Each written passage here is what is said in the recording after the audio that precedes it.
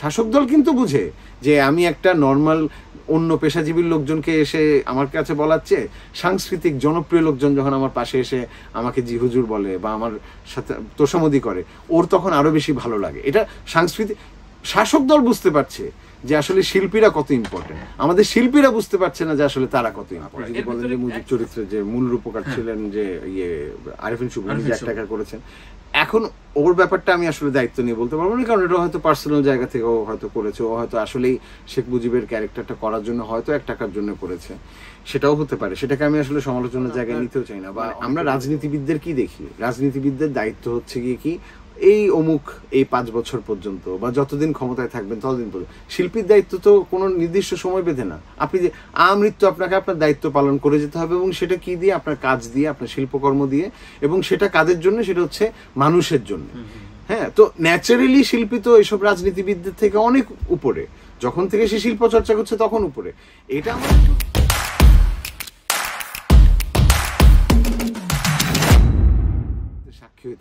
আবারও এই প্র্যাকটিসটা দুইটা স্বৈরশাসক আমরা দেখলাম আচরণ, এর আগে বিভিন্ন রকম নির্বাচন আমরা দেখলাম, সেনা শাসকদের শিল্পীদের রাজনৈতিক মতাদর্শের এবং তাদের চর্চাটা আসলে কি পর্যায়ের হওয়া উচিত?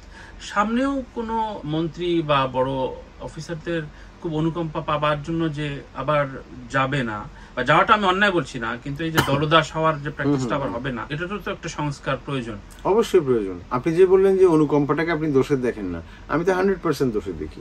শিল্পী তো যে কোনো রাজনীতিবিদের চেয়ে ঊর্ধ্বে, শিল্পীর তো ওটাই হওয়া উচিত। আপনি যদি প্রকৃত শিল্পী হন, হ্যাঁ, আপনি যদি জনপ্রিয় শিল্পী হন, জনপ্রিয় না হয়ে আপনি যদি একজন অজনপ্রিয় শিল্পীও হন, আপনি শিল্পী, আপনি যখন থেকে শিল্প চর্চায় আছেন তখনই আপনি এদের ঊর্ধ্বে। কেন? কারণ আপনার মানে আমরা রাজনীতিবিদদের কি দেখি, রাজনীতিবিদদের দায়িত্ব হচ্ছে গিয়ে কি এই অমুক এই 5 বছর পর্যন্ত বা যতদিন ক্ষমতায় থাকবেন ততদিন পর্যন্ত। শিল্পীর দায়িত্ব তো কোনো নির্দিষ্ট সময় বেঁধে না, আপনি যে আমৃত্যু আপনাকে আপনার দায়িত্ব পালন করে যেতে হবে, এবং সেটা কি দিয়ে, আপনার কাজ দিয়ে, আপনার শিল্পকর্ম দিয়ে, এবং সেটা কাদের জন্য, সেটা হচ্ছে মানুষের জন্য। হ্যাঁ, তো ন্যাচারালি শিল্পী তো এইসব রাজনীতিবিদদের থেকে অনেক উপরে, যখন থেকে সে শিল্প চর্চা করছে তখন উপরে। এটা আমাদের দুর্ভাগ্য যে আমাদের এখানে এই ব্যাপারটাই অনেকে ভুলে গিয়ে অনুকম্পার জায়গায় চলে যাচ্ছেন এবং এই রাজনীতিবিদদেরকে আরো বড় করে দেখাচ্ছেন, আমরা দেখতে পাচ্ছি। বা আমরা অনেক সময় দেখি যে অমুক অফিসের সেক্রেটারি বা পিএম অফিসের সেক্রেটারি বা যারা প্রেসিডেন্ট, তার সাথে ছবি তুললে মোটেও না, ধন্য হওয়ার কথা উল্টাটা। কারণ আপনি তো ভাই, আপনি হচ্ছেন 17 কোটি মানুষের, উনি হচ্ছেন হয়তো গুটি কয়েক ওই দলের সরকারের বা ওই দলের অমুক অমুক ওদের। আপনি তো 17 কোটি। আপনি যদি 17 কোটি মানুষের নাও হন, যে মোমেন্টে আপনি ডিসাইড করলেন যে আপনি শিল্প চর্চা করবেন এবং আপনি মনে মনে বিশ্বাস করেন আপনি শিল্পী, আপনি তো কারো সামনে মাথা নত করবেন না, আপনি তো কারো কাছে অনুকম্পা চাইবেন না, ওরা বরং এসে আপনার কাছে বলবেন। আমি একটা এক্সাম্পল দিই, এটা আমি জানি না কতটুকু সত্যি, একটা মিথ আছে এই ব্যাপারে, যে যখন 90-এর দিকে 91-এর যখন বিএনপি সরকার ফর্ম করলো, তখন এটা আমি জানি না সত্যি কিনা, কিন্তু এই উদাহরণটা, মিথটা, হ্যাঁ, আমার খুব পছন্দের মিথ, যে তখনকার প্রধানমন্ত্রী বেগম খালেদা জিয়া আহমেদ সফাকে বলেছিলেন যে আপনি আসেন, আপনাকে চা খাওয়াবো। আহমেদ সফা নাকি তখন বলেছিলেন যে চা কি আপনি বানিয়ে খাওয়াবেন, যদি আপনি বানিয়ে খাওয়ান তাহলে আমি আসবো, না হলে আমি আসবো না। এবং উনি জানেন। এটা কিন্তু খুবই, এটা আমি জানি না এটা সত্য কি, কিন্তু এটা আমার খুব পছন্দের একটা উদাহরণ। কেন? কারণ এই আপনি কবি, সাহিত্যিক, শিল্পী, এদের তো মেরুদণ্ডটা ওই জায়গাতেই থাকতে হবে, দম্ভের জায়গাটা ওই পর্যায়ে থাকা। হ্যাঁ, মানে এটা দম্ভও বলি না, এটা হচ্ছে গিয়ে কি তার মেরুদণ্ড, মানে আপনার শির দ্বারা। কারণ আপনি যখনই ডিসাইড করে ফেলেন যে আপনি আসলে কারো মুখাপেক্ষী হবেন না, আপনি আসলে মানুষের জন্য কাজ করবেন, তখন আপনি এইসব রাজনীতিবিদদের চেয়ে অনেক অনেক ঊর্ধ্বে।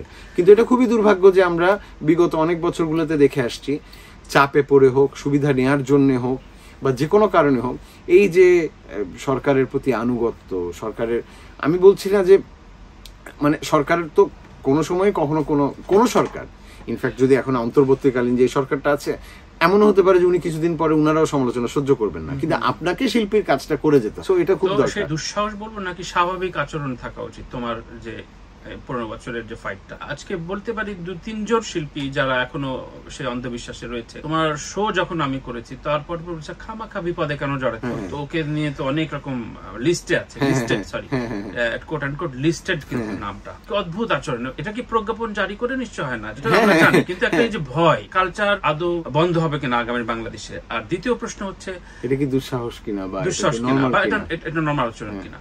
দ্বিতীয় প্রশ্ন হচ্ছে যে মুজিব সিনেমার যারা কলাকুশলী ছিলেন, তারা হাতে গোনা 2-1 নাম ধরে বলি গীতিকবি জাহিদ আকবর, আরো 2-1 ছাড়া বাকি সবাই আসলে সামনের যেহেতু একটা উপঢৌকন আসছে, এই জন্য খুব অফিসিয়ালি চুপ ছিল। আমরা অন্যান্য মন্ত্রী এমপিদের যেরকম 1000 কোটি 100 কোটির দুর্নীতি, শিল্পীরা ধারে কাছেও করতে পারে না। এই যে 2-1 পুতুল অ্যাপ্লিকেশন দিয়ে হয়তো কোনো সময় মৃত্যুর আগে যদি একটা জমি পায় নাকি, আমি প্রথম প্রশ্ন কি আশায় আসলে এত আনুগত্য, কি আশা? না, প্রথম প্রশ্নটা আমি যদি বলি সেটা হচ্ছে গিয়ে কি যে আপনি যেটা বললেন যে এটা কি দুঃসাহস কিনা গত 15 বছরে, বা আমি যখন থেকে বলছি আমি সামনে বলতে পারবো কিনা, এটা না মানে আপনি যখন আসলে বলে যে সমাজ যখন আসলে অন্ধকারের দিকে যায় তখন একটা হাতের মুঠি এভাবে করলেও এটাই সবচেয়ে বড় প্রতিবাদ হয়ে যায়। সমাজ যখন অন্ধকারের দিকে যায়, হ্যাঁ, আমাদের রাষ্ট্রের অবস্থাটাও সেটা হয়ে গেছে। আমি যেটা করেছি সেটা একেবারে স্বাভাবিক আচরণ, মানে আমার মতেও এটা হচ্ছে স্বাভাবিক আচরণ। আপনি যখন অন্যায় দেখবেন, অন্যায় দেখলে আপনি প্রতিবাদ করবেন, এটা হচ্ছে স্বাভাবিক। আপনি তো এখানে অন্যায্যভাবে থাকেন না, আপনি একটা দেশের নাগরিক, আপনি জন্মসূত্রে নাগরিক, আপনি ট্যাক্স পে করেন, আপনি এই দেশের জন্য কাজ করতেছেন, দেশের প্রতি আপনার দায়বদ্ধতা আছে, আপনাকে একটা বড় অংশের মানুষজন পছন্দ করে, কাজেই যে কোনো অন্যায় হলে আপনি সেই অন্যায়ের প্রতিবাদ করবেন। এটাই স্বাভাবিক আচরণ, এটাই হওয়া উচিত ছিল।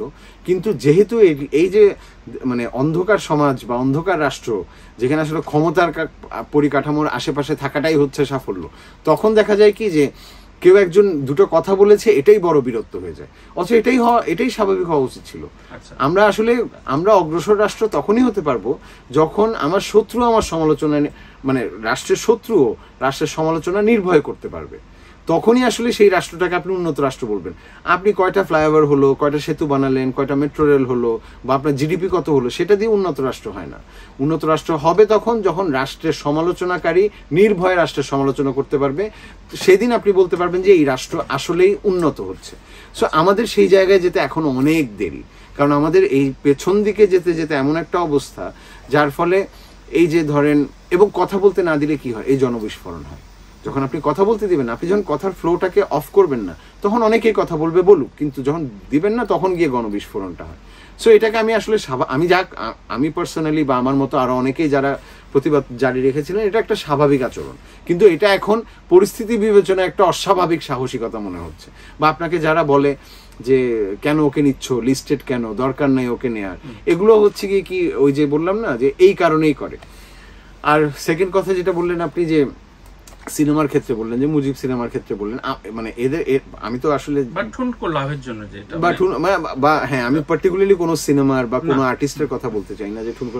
এটার মেইন কারণটা হচ্ছে গিয়ে কি যে যেটা বেসিক আমাদের শিল্পীর যে ধর্ম, সেখান থেকে সরে যাওয়া, এটা হচ্ছে মূল কারণ। কেন্দ্রীয় চরিত্রে যিনি 1 টাকায় সাইন করলেন, তাকে তো বলা হয়নি, যদি তার পারিশ্রমিকটা নিত তাতেও তো সেটা রাজি ছিল। এই যে অতিমাত্রায় নুয়ে পড়ায় স্বৈরতান্ত্রিক রাষ্ট্র বলে দেয় না। হ্যাঁ, মানে ওই যে আপনি যেটা বললেন যে মানে আপনি যদি বলেন যে মুজিব চরিত্রে যে মূল রূপকার ছিলেন যে আরিফিন শুভ, যে 1 টাকা করেছেন, এখন ওর ব্যাপারটা আমি আসলে দায়িত্ব নিয়ে বলতে পারবো না, কারণ এটা হয়তো পার্সোনাল জায়গা থেকে ও হয়তো করেছে, ও হয়তো আসলেই শেখ মুজিবের ক্যারেক্টারটা করার জন্য হয়তো 1 টাকার জন্য করেছে, সেটাও হতে পারে। সেটাকে আমি আসলে সমালোচনার জায়গায় নিতেও চাই না। বা অনেকে বলে যে ও আসলে পরের দিকে প্লট পেল, ওটা আসলে আমার জন্য, ওইটাকে আমি বড় করে দেখি না, ওটা যে কোনো কারণে হোক না হোক। কিন্তু সিস্টেমটাই হচ্ছে গিয়ে কি প্রবলেমেটিক, এই সিস্টেমটাই ঠিক করা দরকার। যেটা আমি বললাম যে আপনি যখন বেসিক থেকে সরে যাবেন, আপনি যখন ক্রিয়েটিভ মানুষ, আপনি যখন একজন শিল্পী, আপনি যখন জনপ্রিয় শিল্পী হওয়া কিন্তু মুখের কথা না। আপনাকে 17 কোটি মানুষ যখন একসাথে পছন্দ করে, তখন কিন্তু আপনার দায়িত্বও বেড়ে যায়। আপনার দায়বদ্ধতা শুধু গণভবনের দিকে না, আপনার দায়বদ্ধতা হচ্ছে 17 কোটি 64,000 বর্গ মাইলের মধ্যে। আপনি দায়বদ্ধতা শুধু যদি গণভবনের দিকে করেন, তাহলে তার প্রাপ্য আপনি একসময় পাবেন। যখন গণভবন থাকবে না, তখন এই 64,000 বর্গ কিলোমিটার বা বর্গ মাইলের লোকজন আপনার দিকে তাকাবে না ঘুরে। এটা হচ্ছে প্রকৃতির নিয়ম। আপনাকে মানে একজন শিল্পী তো মানুষের কথা বলে, সমাজের কথা বলে। এই জায়গাটাই সবাই ভুলে গেছে। কেন? কারণ এটা একটা ট্রেন্ডে তৈরি করা হয়েছে। শাসক দল অবশ্যই চাইবে, শাসক দল সবসময় চাইবে যে তার আশেপাশে সাংস্কৃতিক লোকজন থাকুক, তাকে সবসময় সব শ্রেণী জিহুজুর বলুক। সাংস্কৃতিক লোকজন বলছে আরো এই কারণে, কারণ শাসক দল তো বুদ্ধিমান না, শাসক দল তো বুদ্ধিমান। শাসক দল কিন্তু বুঝে যে আমি একটা নর্মাল অন্য পেশাজীবীর লোকজনকে এসে আমার কাছে বলাচ্ছে, সাংস্কৃতিক জনপ্রিয় লোকজন যখন আমার পাশে এসে আমাকে জি হুজুর বলে বা আমার সাথে তোষামোদি করে, ওর তখন আরো বেশি ভালো লাগে। এটা শাসক দল বুঝতে পারছে যে আসলে শিল্পীরা কত ইম্পর্টেন্ট। আমাদের শিল্পীরা বুঝতে পারছে না যে আসলে তারা কত ইম্পর্টেন্ট। এর ভিতরে এক শ্রেণীর শিল্পী সংস্কৃতি কর্মীদের দেখা গেল যে হঠাৎ করে মনে হলো যে অনেক বেশি অন্যায়ের সাথে হয়তো হ্যাঁ বাজি হুজুর বলে ফেলেছি, তাই আমার পোশাকটা বদলানোর প্রয়োজন। যেমন খুব নাম ধরে বলতে পারি যে জয় বাংলা কনসার্ট থেকে হঠাৎ করে আমি সরে আসলাম, জয় বাংলা কনসার্ট আছে আরো কয়েক মাস পরে, সেটা হবে কি হবে না। তো তারা কি বুঝে গিয়েছিলেন যে ছকরা পড়তে পারে, বা এই ভীতিটা কেন থাকে? তারা তো কোনো অন্যায় কি করে ফেলেছে? মানে আমি অনেক মিশেছি বা অনেক মন্ত্রী আমাদের সাথে আমার ফেসবুকে ছবি আছে, সুতরাং আমি মানে নিরাপত্তাহীন হয়ে পড়বো। ও কোনো দুর্নীতি করে বা কোনো রাষ্ট্রীয় অন্যায় করেনি। এই ইনফিনিটি কমপ্লেক্সে ভোগার কারণটা ব্যাখ্যা কি তোমার কাছে? আমার মনে হয় 4-5টি ব্যান্ড ঘোষণা দিয়ে তখন উদ্ভট রকম ভাবে পদত্যাগ করেছে। না, আমি আসলে কোন জিনিসটাকে আমি আনওয়েলকাম করতে চাই না। মানে আপনি এমন যদি হয় যে ধরেন আপনি আগে বুঝেন নাই, কিন্তু এবার যে ভয়াবহতার মাত্রাটা যে পরিমাণ ছিল, দুর্নীতি বা যে কোনো খুনাখুনি এগুলো তো 15 বছর ধরে চলছে, কিন্তু এইবার যে পরিমাণ ভয়াবহতার মাত্রাটা, এবার আমরা রিয়া গোপের মতো বাচ্চা থেকে শুরু করে আবু সাইদ যেভাবে মারা গেল এবং দমন পীড়নের একদম চূড়ান্ত অবস্থার দিকে চলে গেল, সেখান থেকে যদি কারো বিবেক জাগ্রত হয় এবং সে যদি ডিসাইড করে যে আগে আমি যাই করে থাকি না কেন, এই মোমেন্টে আমি আসলে ঘোষণা দিলাম যে আমি আসলে এটার সাথে থাকবো না, সেটাকে আমি স্বাগত জানাই। এটা ব্যাপারটা হচ্ছে কি, জয় বাংলা কনসার্ট কিন্তু ইজ এ প্রফেশনাল কনসার্ট। জয় বাংলা কনসার্টে এমন না যে এটা কোনো চ্যারিটি কনসার্ট না, যে আমরা আপনি ডাকলাম আপনাকে কিছু সুবিধা দিব এবং আপনি এসে কনসার্ট করে যান। প্রত্যেকে কিন্তু পারিশ্রমিক নিয়ে করেছে, তাদের যেটা রেগুলার পারিশ্রমিক থাকে। হ্যাঁ, জয় বাংলা কনসার্ট একটা প্রেস্টিজিয়াস ইভেন্ট হয়ে গেছিল বিগত অনেক বছরগুলোতে, কারণ আমাদের দেশে এভাবে ওপেন এয়ার কনসার্ট হয় না, যার জন্য জয় বাংলা কনসার্ট একটা বিশাল ব্যাপার হয়ে গেছিল। কিন্তু জয় বাংলা কনসার্ট যারা ঘোষণা দিয়ে সরে এসেছিল, যারা বলছিল যে আমরা এটার সাথে থাকতে চাই না, হয়তো তাদের বিবেক জাগ্রত হয়েছে, অথবা আপনি মানে আমি বিশ্বাস করতে চাই যে তাদের বিবেক জাগ্রত হয়েছে, সেই কারণে তারা হয়তো মানে দ্যাট মোমেন্ট তারা ডিসাইড করলো যে না, আমরা আসলে তার পক্ষে রিভল্ট কিভাবে করা সম্ভব। সবার পক্ষে তো এক একজন এক একভাবে করে। যারা রেগুলার পারফর্ম করছে তাদের হয়তো মনে হলো যে না, আমি রিভল্ট করতে চাই এভাবে যে আমি এই জয় বাংলা কনসার্টের মানে পার্ট হতে চাই না, কারণ জয় বাংলার নাম দিয়ে বা জয় বাংলা বলে যেভাবে আসলে খুনাখুনি হচ্ছে, ছাত্রদেরকে গণহত্যা করা হচ্ছে, সেটার পার্ট আমি থাকতে চাই না। এটাও একটা হতে পারে। আবার অনেকে আপনি যদি বলেন যে মানে আমি কোন কনস্পিরেসি থিওরিতে যেতে, কারণ এখন ভাই রাষ্ট্র গড়ার সময়, এখন আমি আসলে মনে জানতে চাই যে যেটা অন্যায় না সেটার ব্যাপারে হঠাৎ করে ভীতিটা, আচ্ছা ঠিক আছে এটা আমি করব না। এটা আমি যে পুলিশটা দুর্নীতি করেছে ও তো থানা থেকে ভাগছে, ও জানে ও অন্যায় করছে, তো তুমি বাবা এর আগে কনসার্ট করছো, তো তোমার না করার দরকারটা কি? এটা একটা মানে আমি বুঝতে পারছি আপনি বলতে চাচ্ছেন যে তুমি যদি মনে করে থাকো যে তুমি আসলে যা হচ্ছে অন্যায় হচ্ছে, তাহলে নেক্সট টাইম যখন তোমাকে জয় বাংলার সময় ডাকা হবে তখন তুমি না করো, তুমি ঘোষণা দিয়ে না করে তখন তুমি বললা যে না আমি করতে চাই না বা আমি করব না, তখন তুমি বলতে পারো। তুমি এখনই ঘোষণা দিয়ে কেন যে আমি আজকে থেকে করব না? হ্যাঁ, এটা এখন মানে ঠাকুর ঘরে কেড়ে ব্যাপারটা না আমি ঠাকুর দেখেন, আপনি কনস্পিরেসি থিওরি যদি বলেন, তাহলে এই ধরনের কনস্পিরেসি থিওরিও তো আছে যে ফেসবুকের মধ্যে বলা হচ্ছে যে আগামী বছরের জয় বাংলাটা রোজার মাসে পড়বে, সো ন্যাচারালি জয় বাংলা কনসার্ট হবেই না। তো এই ধরনের থিওরিও কিন্তু আছে যে আসলে আমার তো 17 মার্চ কনসার্টই হবে না, কারণ ওই সময় রোজা চলবে।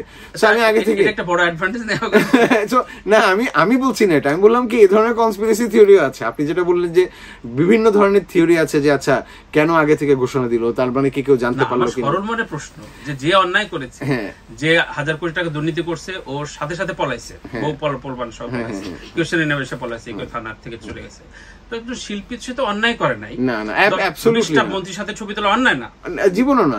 বা এর আগে এর তো কেউ এক্সট্রা সুবিধা নেয় নাই। হ্যাঁ, নয় এরা পারফর্ম করছে আর 10টা পারফরম্যান্সের মতো। সামনের প্র্যাকটিসে এটা থেকে সচেতন হওয়া প্রয়োজন। আমি বিশ্বাস করতে চাই এরা আসলে তাদের বিবেক থেকে হয়তো এই সেই সময় যখন জাগ্রত হলো তখন তারা সেটা করে।